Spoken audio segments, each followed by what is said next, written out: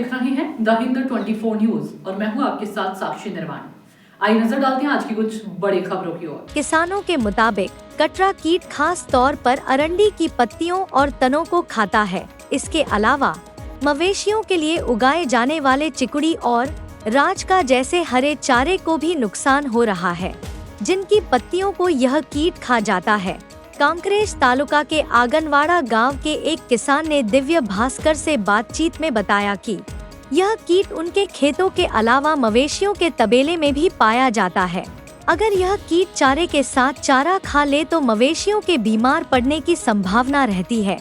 इतना ही नहीं, अगर यह कीट शरीर को छू ले तो खुजली भी होती है, जिससे जानवरों को खाना खिलाना मुश्किल हो जाता है।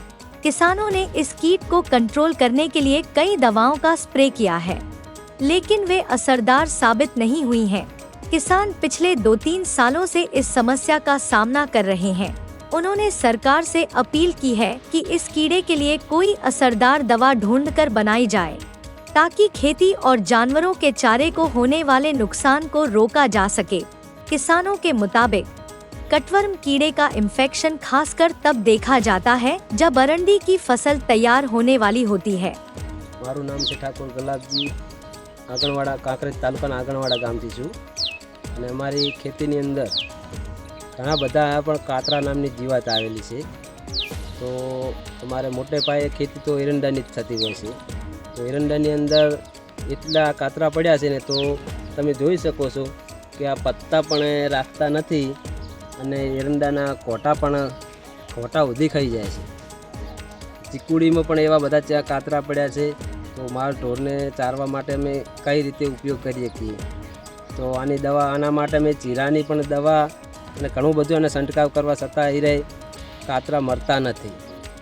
તો સરકારશ્રીને કોઈ વિનંતી है કે આની અંદર કોઈ આના માટે દવાની શોધ કરે તો સારું છે, ને કે અમારે માલ ઢોરને 2 થી 3 વર્ષથી આ જીવાત ચાલુ છે। તો આના માટે કોઈ દવા તો કોઈ અસર થતી જ નથી, પણ સરકારશ્રી કોઈ દવા કાઢે ને કોઈ આના માટે નિયંત્રણ લાવે તો સારું છે, ન કે અમારે હાલની અંદર તો માલ ઢોરને ચારો કઈ રીતે નાખવો, જે તબેલાની અંદર એટલા ભરાયેલા હોય છે, ઘરની અંદર પણ એટલા કાતરા હોય છે, આપણે બેસીએ તો પણ આપણને ચડી જાય છે। નાનો બહુ ઝેરી હોય છે, ખાલી એકવાર તમને અડી જાય ને તો તમે આખો દિવસ ખણખણ કરવું પડે છે। તો આના માટે સરકારશ્રીને વિનંતી કે કોઈ પણ દવાનો આના માટે લાવે નિકાલ, ન તો ખેડૂત કઈ રીતે નભી શકે। देखते रहिए द हिंद 24 न्यूज।